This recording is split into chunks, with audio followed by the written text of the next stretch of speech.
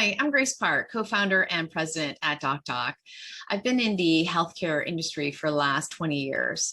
The first half as a corporate executive and the latter half as a startup entrepreneur, which is what I am now.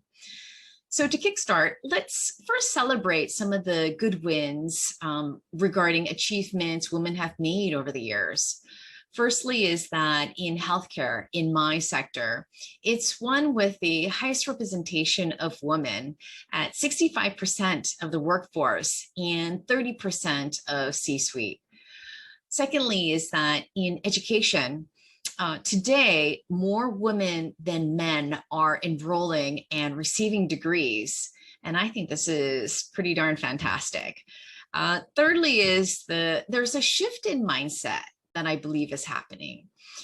Just a generation ago, it was common for families to prioritize their daughters to simply marry well and to focus on their sons to have a lucrative career. And to be quite honest, this thought pattern was no different with my parents. But today, it is generally more acceptable for fathers to spend more time with family and for mothers to be a part of the workforce. So let's celebrate these little wins along the way.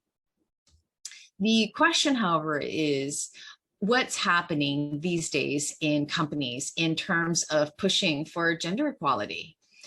Frankly, change is hard to implement as we tend to get stuck into our habits or follow cultural norms that's been set by our male leaders for years, if not decades.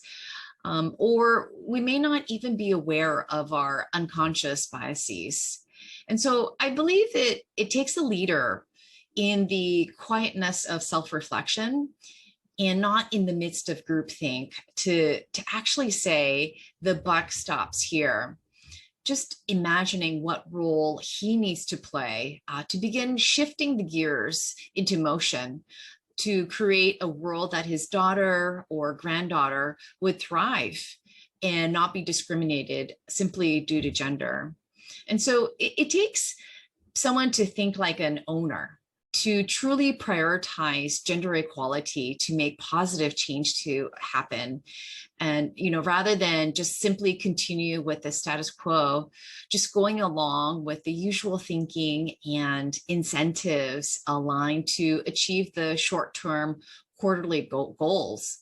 So ultimately, I think it takes character to do the right thing, rather than simply passing the buck or kicking the can down the road for someone else to make the important decision.